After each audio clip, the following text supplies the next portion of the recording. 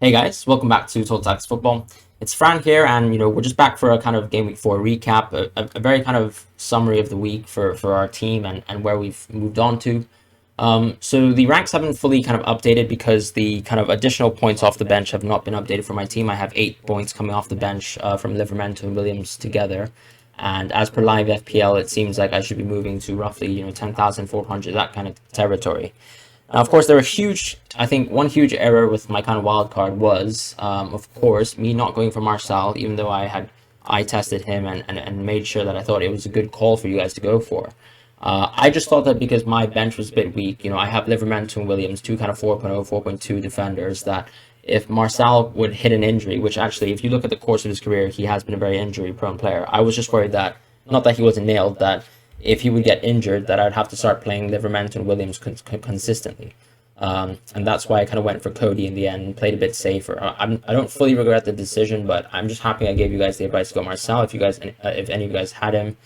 But of course, my team is in a lot of pain this week because the ramifications of the Antonio red card, the Calvert-Lewin injury being announced, and thank you Rafa Benitez as well for not kind of disclosing it if he had the chance to. But that's whatever it is. But Christensen as well not playing this week was a bit of an alarm bell, I think, for some of the Christensen owners. But I do think that this has to be seen as a case of Chelsea simply are so deep that they can rotate anyone. With exception to maybe Lukaku in my opinion, maybe Mendy. We saw, for example, Mount, who is someone who is like a consistent starter, probably Tuchel's like favorite like attacking midfield hybrid. He was someone who was kind of benched to allow for other people to play. And Chalobah, for example, came in and played. Thiago Silva came in and played. And I think if you look at Christensen's form, over last season's Champions League run, the Liverpool game as well, he clearly deserves his place in the side. And I think with the big fixture like Tottenham and even Man City coming up, I think he could return to the side in those games. So I'm not too worried in the short term about him. But I am quite worried, of course, about the situation with the two kind of West Ham players, maybe whether they're kind of, going into a little bit of a worse run of fixtures and how they cope, and Calvert-Lewin as well. So just to kind of give you guys full disclosure, I've actually already transferred out, Calvert-Lewin for Bamford, and that gives me 0.6 million in terms of flexibility. I might also consider to try and maybe also shift Benrahma, but I have to be completely honest with you guys and just say that right now, I really do feel that going for a double Leeds is a bit tricky. I think we actually saw this Burnley side, for example, really give Leeds difficulties, and Leeds were ineffective, I think, in terms of building attacks versus them. And we saw, a DCL-less Everton side pretty much rip them apart. And I think, you shouldn't kind of look at teams in terms of if this team beats this team, then this team beats this team. But, that logic of sort of triangular logic doesn't really make sense. But I am just trying to kind of justify going for the Bamford call, and I think it is a knee-jerk decision that has to be made because it was either Bamford or Jimenez, and I do still think Bamford is more likely to hold because the way I've seen Jimenez playing is that he sometimes almost plays a slightly more creative role at times than he used to. He is almost laying the ball off to some other players who are kind of running in behind, whereas Bamford, for me, is still getting into those positions where I do expect him to be a goal threat. And he still challenged Liverpool at times, even though I think in that match you probably weren't expecting much from Leeds. And I think I just have a little bit of timidity in terms of actually investing maybe a -4 into Rafinha when I don't think he's necessarily going to haul, and it's definitely going to pay off.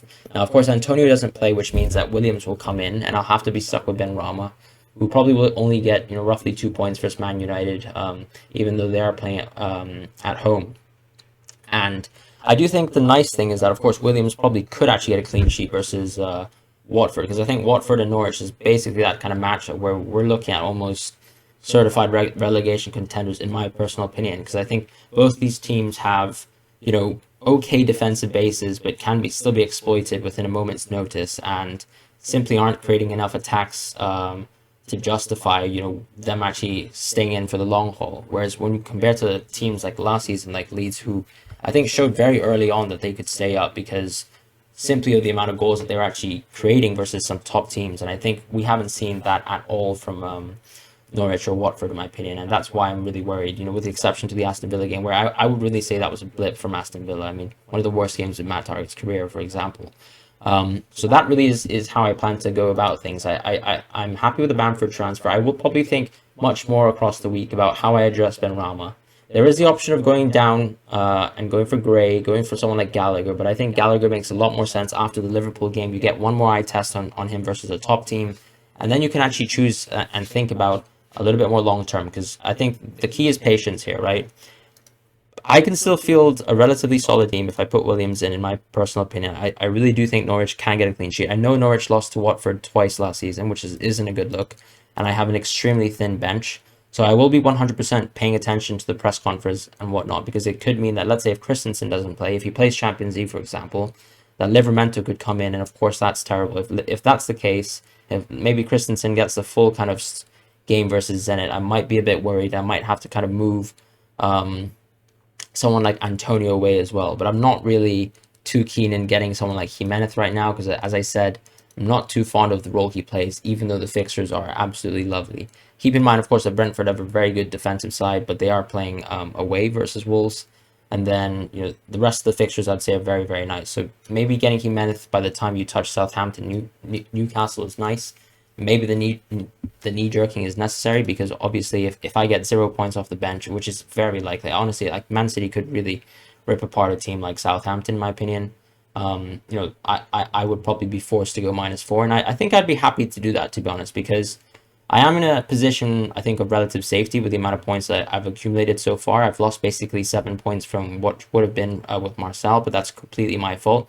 And as a lesson to you guys and also myself, is clearly just follow your gut. If you actually feel good about a player, if you actually trust what he can produce on the pitch, probably just ride that kind of wave and trust your kind of insight. And that's what I have to really say, to be honest. Other than that, I think let's have a look at the price changes and actually kind of assess what's going on. So Gray is definitely set to go up. So anyone who kind of picked up Gray off the wild card is probably going to get that 0.1 profit at the very minimum now. Ronaldo's probably going to go for a price rise, which I think is justified, because we're getting very thin now in terms of any strikers are really above that 8 million range. Another reason why I might choose to hold off Jimenez if I absolutely can is just the fact that I think you can, for example, go for, let's say, someone like Edouard from Crystal Palace, or Gallagher, in the future, and that will actually allow you to budget up. And in my opinion, this year in fantasy, we're actually starting to see Liverpool, Chelsea, and City be absolutely defensive units, and they have players in their team who are nailed. Okay, obviously Christensen aside. I mean, we saw, for example, Aspilicueta get rotated as well. This can happen in this Chelsea side, but there are players like, for example, Diaz and Cancelo right now, who are pretty much fixtures to the Man City side, as an example.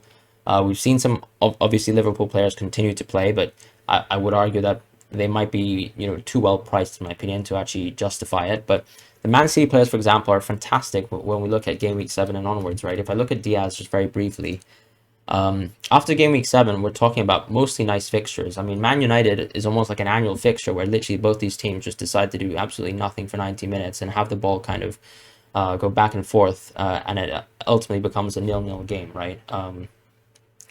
And then the rest of the fixtures, you'd say, I mean, FPL has pretty much underrated City's strength. City's defense is very, very top tier, and I think there is a justification, to maybe, let's say, go for a 4-3-3 structure, because we're going to also reach a point where players like Jota and Green will be kind of up in the air, where you're probably thinking either you downsize into a player like Gallagher, who lets you be flexible. So maybe I could have a player like Gallagher who allows me to go between 3-4-3, or flexibly play between a 4-3-3, and that for me is potentially what I plan to do game week 7 plus and onwards. And I do think that a hit is an option now. Of course, it seems like a very unsuccessful wild card, but I think you can't plan for two kind of ridiculous circumstances to come about. Perhaps it was a little bit of ignorance on my part to kind of ignore DCL's underlying kind of injury concerns, but I do think also, sometimes you play the game where you hope that the manager gives you more information, that they can kind of as much information as they can possibly give, in an honest and fair way, and sometimes it just doesn't work out, right? And that's totally fine. That's Benitez's prerogative, and he is responsible for Everton winning a lot of games, so that's good for him. But for of course our FPL team, that's we're kind of hard done by here. But that's pretty much my plans for the future. If we just look at the price falls very, very quickly, and also I'm really happy if any of you guys are about to kind of enjoy that Marcel price rise. Of course, he still needs one more rise for you to get that profit, but ultimately, I think Wolves fixtures are great all the way into game week 7, even up to 9, arguably. But yeah, I mean, nothing too crazy in terms of the price downtrends. I think Mount maybe dropping will be very interesting if some people are interested in kind of getting Mount in those nice fixtures. Otherwise, I really think it's not too interesting in terms of who's going down in price. Keep in mind as well, due to the fact that people are wildcarding as well, the price statistics aren't going to be algorithmically correct, and that's just the situation that we kind of have to deal with. But I think overall I'm quite happy with the position that I am now. I think the wildcard did help me advance and get out of players like Son, without issues. But it seems like inevitably I'll have to address them regardless. I'm still happy I have Christensen. My plan was to get Christensen, Reece James. I might adjust it a little bit, but we'll see what happens. Ultimately, it's still a marathon, and I think in terms of the eye test, I think I've been strong so far. So if I rely on that for the rest of the season, I'm pretty happy to see where things go. I do plan on releasing a hidden gem video to kind of update you guys on who I might think be interesting players to go for. I've already mentioned some of them in this video too, but just a bit more deep dive analysis based on actual tactical stills as well would help, I think, to illustrate the picture of how interesting some picks are and why they should actually be higher in terms of ownership. But for the most part, I'm pretty happy as well with the captaincy, which I think most people got right as well. I think most people kind of saw through what Ole was saying in the press conference, but I think most of us had a great game week, and I hope you guys feel the same about the game week with less troubles in terms of how to replace some players. But otherwise, hope you guys have a lovely week. Thank you.